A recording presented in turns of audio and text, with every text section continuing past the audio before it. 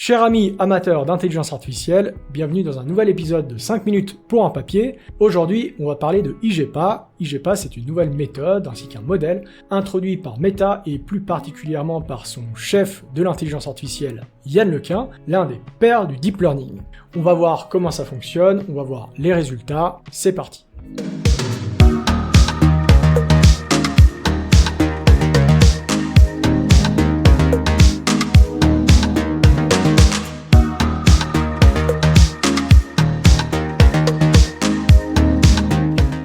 IGPA, c'est donc le sujet de ce deuxième épisode de 5 minutes pour un papier. IGPA, sous-titré Self-Supervised Learning from Images with a Joint Embedding Predictive Architecture. Ça paraît être un nom barbare, mais on va en rentrer dans les détails et vous allez très vite comprendre les diverses parties de ce titre. Alors, le point de départ, c'est ce qu'on appelle le Self-Supervised Learning, aussi abrégé SSL, aussi appelé apprentissage autosupervisé. L'apprentissage supervisé, c'est simple, on va donner des exemples à la machine qui constituent des données d'entrée et les étiquettes. Je veux classer des images de chiens et de chats, je donne ces images de chiens et de chats et je donne la réponse attendue à la machine, c'est-à-dire les étiquettes chiens et chats pour chaque image. Le problème, c'est qu'il faut des êtres humains pour venir étiqueter en fait chaque image. Donc créer des grosses bases de données en apprentissage supervisé, c'est très long, ça coûte très cher. L'apprentissage auto-supervisé va apprendre à partir de données sans étiquette, en extrayant directement les étiquettes des données. Donc ça permet au modèle d'exploiter, d'extraire des sortes des patterns internes aux données, des structures internes aux données. Par exemple, ce qu'on va faire, c'est qu'il y aura une partie pré-entraînement. On donne des images à la machine, comme ici. On a un modèle ici en bleu et en rouge, et on va entraîner ce modèle sur une tâche prétexte. Cette tâche prétexte, après l'entraînement, ça va créer des représentations, c'est-à-dire qu'on va encoder des images dans une représentation numérique, et puis, une fois qu'on a fini cet entraînement, on va l'appliquer à une sous-tâche en utilisant ce qu'on appelle du fine-tuning, et là, on va rajouter ce qu'on appelle un classifieur à la fin, et là, on va entraîner notre machine avec des images et les étiquettes. Vous allez me dire, on a toujours besoin des étiquettes, mais le but ici, c'est de réduire au maximum le nombre d'étiquettes. Quelques exemples de tâches prétexte. On veut par exemple prédire le futur à partir du passé. Par exemple, des vidéos, de l'audio, des séries chronologiques. On veut par exemple prédire une partie d'une image à partir d'une autre partie de l'image. On prend une image, on retire une partie de cette image et on essaye de compléter, la machine essaye de compléter cette partie. Ça va vous parler, on peut essayer aussi de prendre du texte et de prédire le prochain mot. On appelle ça un modèle linguistique, c'est la base de ChatGPT. On a deux approches en SSL. Première approche, l'apprentissage contrastif. Ici, on va prendre une image de base, par exemple, si c'est appliqué à la vision par ordinateur, une image de base ici, on va créer ce qu'on appelle vues, en appliquant aléatoirement des transformations. Ces transformations ici, c'est ce qu'on appelle des paires positives. On va les donner à un modèle, un encodeur, qui va créer en fait une représentation. On y rajoute une tête pour pouvoir créer une représentation de ces deux images. Et nous, comme on sait que ces deux images en fait qui représentent la même chose, on veut que ces deux représentations soient similaires. Donc le but de la machine, c'est de maximiser la similarité de ces deux représentations. On peut imaginer l'opposé, on crée des représentations de deux images différentes, donc on aurait ce qu'on appelle des paires négatives, et là par contre, on essaierait de minimiser la similarité. Ça permet vraiment d'extraire des représentations qui sont efficaces au niveau sémantique, c'est-à-dire la machine va apprendre des structures qui sont reliées à ce qu'il y a réellement sur l'image, au niveau sémantique, un chat, un chien, etc. Et non à très bas niveau, c'est-à-dire au niveau des pixels. Le problème avec l'apprentissage contrastif, c'est qu'on introduit des biais, c'est-à-dire qu'on ne sait pas, selon les tâches à laquelle on va appliquer ce modèle plus tard, quelles sont les transformations qui sont utiles. Différentes transformations sont utiles pour différentes tâches. Classification, segmentation. Donc on a besoin de ce qu'on appelle du prior knowledge, c'est-à-dire une connaissance préalable de quel type de transformation et de quel type de modèle appliquer selon la tâche future. Deuxième point négatif, c'est difficilement scalable, c'est-à-dire que ça prend du temps et de la puissance de calcul pour créer toutes ces vues positives ou négatives. Deuxième approche, les modèles génératifs. On essaye de reconstruire un signal Y à partir d'un signal similaire X. Donc par exemple, notre signal d'origine ici en bleu, l'image du chat de nouveau, et on essaye de reconstituer ce signal à partir, par exemple, de cette même image dans laquelle on a retiré une partie, un bloc, ici en noir. Et pour ça, donc, on va passer par un modèle qui va encoder cette image, et ensuite, on a un décodeur qui va prendre une condition afin de générer, en fait, cette partie manquante, et on va essayer de minimiser la distance entre cette partie manquante ici, et la partie cible ici. La condition ici, ça peut être par exemple, la position et la taille du bloc qui a été enlevé. Comparé au contrastive learning, on a moins besoin de connaissances préalables. Par contre, on va créer des représentations qui sont d'un niveau sémantique inférieur, c'est-à-dire qu'on va encoder de l'information qui se trouve à un plus bas niveau, c'est-à-dire par exemple au niveau des pixels. Donc vous voyez, ces deux approches en fait dont ont des avantages et des inconvénients. C'est là qu'arrive le Joint Embedding Predictive Architecture, GEPA. Donc la question principale, le but du travail présenté ici, c'est comment améliorer le niveau sémantique des représentations apprises de manière auto-supervisée sans avoir besoin de connaissances préalables. Et l'idée principale qu'ont eu les chercheurs de méta, c'est prédire une partie manquante de l'information, non pas dans l'espace d'origine, c'est-à-dire au niveau des pixels, mais dans un espace de représentation abstrait. Donc dans la même optique que l'approche générative, on va partir d'une partie unique de l'image et on va essayer de prédire, non pas la partie au niveau des pixels, mais on va essayer de prédire les diverses représentations des parties manquantes de l'image. Et c'est là qu'est l'idée d'IGEPA, et on le voit sur le diagramme, c'est qu'au lieu de partir, comme ici précédemment, d'une cible qui est directement prise de l'image, on va partir d'un encodage, d'une représentation qui est extraite en fait de cette cible. Donc vous voyez qu'on a cette partie ici en plus, donc en plus d'avoir un encodeur de l'image d'entrée, on va avoir un encodeur de la cible. On a toujours la condition ici en entrée du décodeur, on a ici la même partie, un encodeur pour l'image de contexte, et le but c'est toujours de minimiser en fait la distance, mais cette fois la distance avec la sortie de l'encodeur cible et la prédiction du décodeur. Donc comparé aux méthodes génératives vues précédemment, IGEPA, donc le I c'est pour image, donc là c'est une application de cette idée GEPA aux images, donc c'est-à-dire à la vision par ordinateur. Donc comparé aux méthodes génératives, IGEPA prédit des représentations abstraites des parties manquantes. C'est la différence, donc on l'a vu, avec les méthodes génératives qui font une prédiction au niveau des pixels. Pourquoi faire cette prédiction au niveau des représentations abstraites? Ça permet d'éliminer les détails de bas niveau, c'est-à-dire au niveau des pixels, qui ne sont pas nécessaires, et de passer à un niveau d'abstraction supérieur. Donc, typiquement, on va essayer de prédire, par exemple, lorsqu'une partie est manquante, non pas les différents pixels et leur disposition, on va essayer de prédire vraiment au niveau sémantique qu'est-ce qu'il y a à l'intérieur. C'est une des informations essentielles de ce travail, c'est que la taille des blocs qu'on va cacher est essentielle pour atteindre de bonnes performances. Alors, voici l'architecture totale de IGEPA, ça a l'air un peu compliqué, ne vous inquiétez pas, on va rentrer petit à petit dans les détails. Vous pouvez voir que l'architecture de IGEPA comprend différentes parties. En termes de modèle, ce schéma est similaire à ce qu'on a vu précédemment dans la page précédente, c'est-à-dire ici, en termes de composants. Vous avez donc l'encodeur de contexte, l'encodeur de cible. Vous avez les prédicteurs, qui est en fait le même modèle, sauf qu'il est appliqué plusieurs fois. Et donc, cet encodeur de contexte, ces encodeurs et ces prédicteurs sont des réseaux de neurones qui peuvent donc apprendre, et c'est donc ces parties qui sont la cible de l'apprentissage. On a une image de contexte, on voit que cette image, on va prendre une partie, qu'on appelle un bloc. Cette partie, ce bloc, on va le séparer en différents patchs, et ces différents patchs, on va utiliser l'encodeur pour calculer une représentation. C'est ces carrés ici en gris. Donc pour chaque carré, on a une représentation numérique. On va faire la même chose pour l'encodeur. Pour l'encodeur, on va prendre la totalité de l'image, on va séparer cette image en différents patchs. Pour chaque patch, on va utiliser l'encodeur pour calculer une représentation. Et c'est là la différence avec les modèles génératifs, c'est qu'on ne va pas extraire en fait une partie, la partie à prédire de l'image, mais c'est la partie ici, en bleu, en rouge et en jaune, hein, donc c'est des blocs.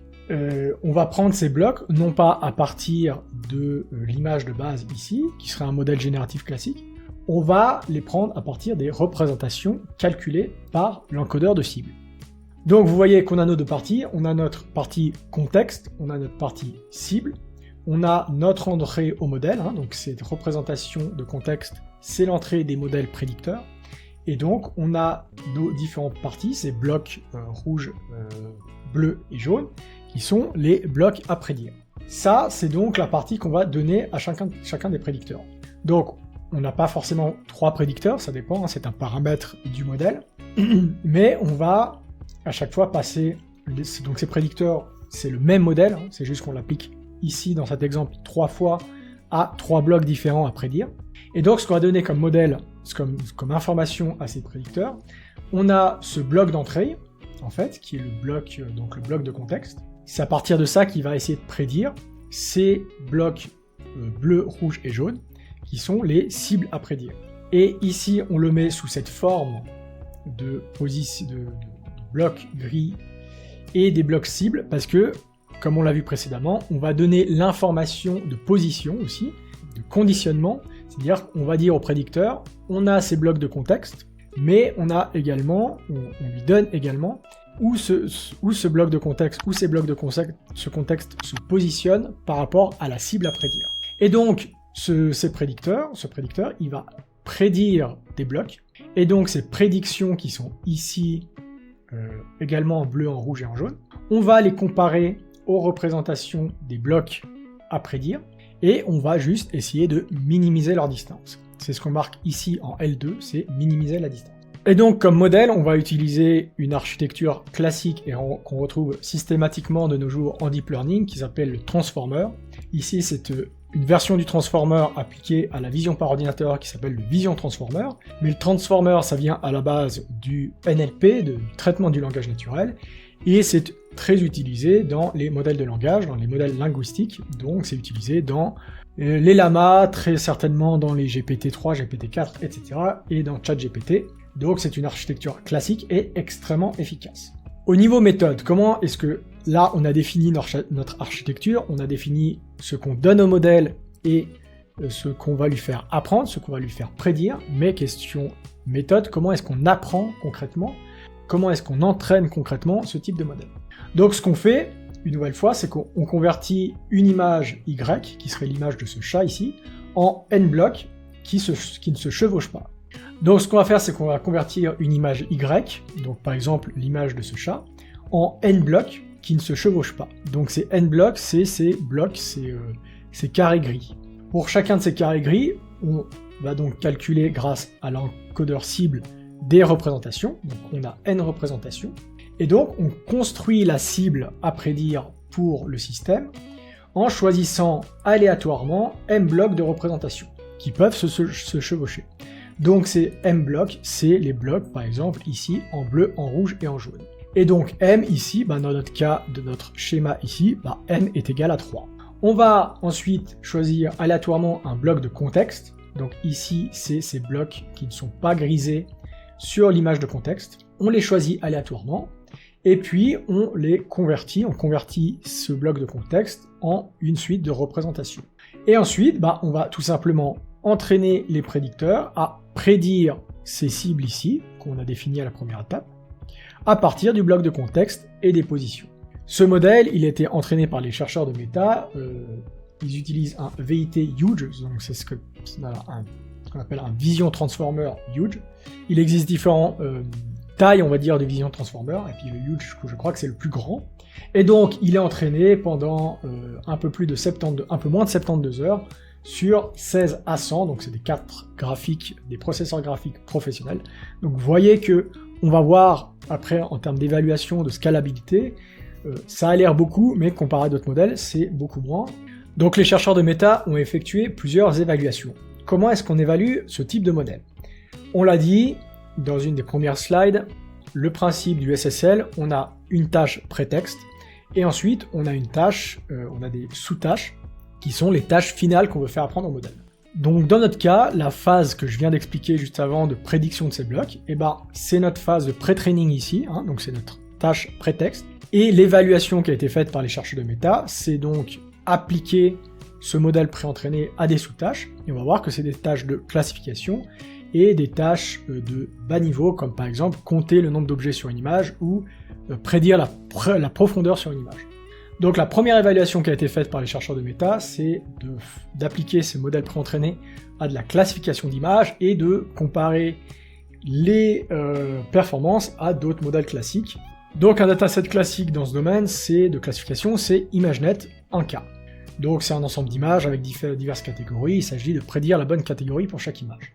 Donc ils ont évalué deux approches, soit pour toutes les tâches, soit le linear probing, c'est-à-dire on va juste entraîner, on garde le modèle tel quel, on entraîne juste la dernière couche afin de faire apprendre la sous-tâche, ou alors le fine-tuning, c'est-à-dire qu'on va continuer à entraîner la totalité du modèle sur la sous-tâche. Ce que vous avez sur votre tableau ici, c'est que ce qu'ont voulu tester les chercheurs de méta, c'est de comparer cette méthode à d'autres méthodes qui n'utilisent pas les augmentations, donc qui ne sont pas des méthodes contrastives. Hein. Donc ils ont voulu comparer à des méthodes qui n'utilisent pas ces augmentations afin de ne pas être pénalisés par la puissance de calcul nécessaire pour créer les diverses transformations de l'image. Et ils ont comparé ça aussi aux méthodes qui prennent en compte cette augmentation de données pour voir s'ils sont capables de faire aussi bien ou voire peut-être même mieux que ces méthodes. Donc là, donc vous avez IGPA qui est ici, avec le type d'architecture, hein, on n'a que des visions transformer. Les diverses méthodes qui n'utilisent pas de transformation, d'augmentation de données, c'est Data2Vec, MAE et CAE. Vous pouvez voir ici le nombre d'époques, c'est-à-dire le nombre d'itérations qu'on effectue pour l'entraînement. Et ici, la performance, le résultat obtenu en termes de ici la précision et ici la performance obtenue en pourcentage d'images correctement classées. Donc on peut voir qu'en première position, eh ben, on obtient bien IGPA qui fait mieux que le modèle en deuxième position qui est iBot, qui lui utilise de l'augmentation de données. Donc on est à 81,1% d'images correctement classées contre 81. Donc on a une différence qui est très faible, mais on voit que ce modèle IGPA est capable de faire sans augmentation, aussi bien qu'un modèle qui utilise de l'augmentation. Et on peut voir qu'il fait mieux que le deuxième modèle qui utilise des augmentations, qui est Dino, et qui fait de manière générale beaucoup mieux, et qui fait de manière générale mieux que les autres méthodes qui n'utilisent pas d'augmentation de données. Et surtout qu'il utilise beaucoup moins d'itérations, ce qui veut dire qu'il est entraîné beaucoup plus rapidement. Le deuxième banc d'essai utilisé par les chercheurs de méta, c'est aussi de la classification d'images, mais cette fois on va prendre seulement 1% de ce dataset ImageNet, parce que le but c'est de vérifier, c'est d'évaluer si ce modèle, si cette méthode est capable d'avoir de bons résultats sur un petit jeu de données. Et ce qu'on peut voir ici, on a la même structure du tableau, on a IGPA ici, on a les méthodes ici qui sont toutes des méthodes qui n'utilisent pas d'augmentation de données, et ici les méthodes qui utilisent de l'augmentation de données. Le type d'architecture, le nombre d'itérations utilisées pour l'entraînement, et le taux de précision final. Et on peut voir, de nouveau IGPA arrive en premier, surpasse les méthodes qui utilisent de l'augmentation de données, et surpasse évidemment les méthodes qui n'utilisent pas, des méthodes génératives qui n'utilisent pas de transformation de données. On peut voir qu'on arrive jusqu'à 77.3 comparé à 75.7 pour la deuxième méthode, et de manière générale, IGPA utilise beaucoup moins d'itérations que les autres méthodes sans augmentation de données, ce qui veut dire qu'il est facilement scalable, donc il a assez peu nécessite un entraînement assez court. On voit donc que sur ces deux tâches, IGPA surpasse les méthodes autant sans augmentation que avec augmentation, avec un besoin en puissance de calcul inférieur. Troisième et dernière évaluation sur la classification d'images, les chercheurs de méta ont voulu évaluer IGPA sur divers datasets, donc sur 3 datasets différents. Vous avez CIFAR 100, PLAS 205 et INAT 18, donc ils sont tous des datasets de classification d'images. Vous avez de nouveau en haut les méthodes sans augmentation de données et en bas les méthodes avec augmentation de données, et vous avez chaque fois reporté le taux de précision, c'est-à-dire le pourcentage d'images qui est classé dans la bonne catégorie. On peut voir que IGPA, déjà, surpasse toutes les méthodes sans augmentation de données, et par contre, ne surpasse pas cette fois, sur ces 3 datasets, les méthodes qui utilisent des augmentations de données, donc les méthodes contrastives, mais réduit fortement l'espace entre ces différents types de méthodes, et arrive presque aux capacités, aux performances des méthodes qui utilisent des transformations de données. L'un des avantages de IGPA, c'est de nécessiter moins de puissance de calcul. Et c'est ce qu'on voit sur ce graphique. Vous avez sur l'axe X, c'est le temps en heures GPU pour le pré-entraînement, sur la tâche prétexte, qui est un axe logarithmique, donc vous avez ici 1000 jusqu'à 10 000 heures GPU, et vous avez en haut la performance en précision obtenue sur ImageNet 1%. Et vous pouvez donc voir que rien que à ce niveau-là, donc ici vous avez IBOT et ici DataVec et ici MAE, vous pouvez voir que IGPA est capable de faire là aussi bien que IBOT, mais avec clairement une ordre de grandeur inférieure en termes de puissance de calcul. Et vous pouvez atteindre vraiment le top jusqu'à dépasser 75 avec une puissance de calcul similaire par exemple à IBOT qui lui va obtenir 70%. Donc on peut voir là les performances sont bien meilleures pour un nombre d'heures GPU bien inférieur. Les chercheurs de méta ont ensuite évalué différentes stratégies d'apprentissage. Donc le multibloc, c'est cette stratégie qu'on a introduite au départ, donc qui consiste à prendre plusieurs blocs qui se chevauchent et à faire cette prédiction. Mais les chercheurs de méta ont essayé différentes stratégies, par exemple prendre un seul bloc pris aléatoirement, prendre différents blocs qui sont contigus, etc. Et donc ils ont chaque fois testé cette stratégie, et donc ils ont pointé sur le fait que cette stratégie multibloc est la plus efficace et de loin, et que donc cette façon de prendre en fait ces différents blocs, c'est ce qui rend aussi cette méthode IGPA efficace. Deuxième chose à démontrer, hypothèse à démontrer et que les chercheurs de méta ont essayé de démontrer, c'est est-ce que le fait de faire cette prédiction au niveau des représentations abstraites créées par cet encodeur cible, est-ce que c'est efficace? Et donc ils ont comparé leur modèle à un modèle dans lequel ils ont enlevé cet encodeur afin de faire des prédictions directement au niveau des pixels, et c'est ce qu'on voit dans ce tableau ici. Vous avez première ligne ce modèle IGPA, et deuxième ligne le modèle qui prédit au niveau des pixels. Et on peut voir qu'on a une large augmentation des performances de 40,7 à 66,9 sur la tâche de classification, ImageNet 1K, 1%. Et donc, c'est bien cette prédiction au niveau des représentations abstraites qui permet à IGPA d'obtenir ce haut niveau de précision. Voilà, c'est tout pour ce deuxième épisode de 5 minutes pour un papier. On a parlé de IGPA, j'espère que si vous n'êtes pas familier avec le deep learning, vous avez quand même réussi à comprendre quelque chose, ou en tout cas à avoir une certaine vision ou une certaine compréhension de la manière dont sont entraînés ces modèles, et surtout de la direction dans laquelle va actuellement la recherche en intelligence artificielle. En attendant, je vous dis à bientôt dans une prochaine vidéo de 5 minutes pour un papier. En attendant, n'oubliez pas de vous abonner, d'activer la cloche, de me suivre sur les réseaux sociaux. Ciao!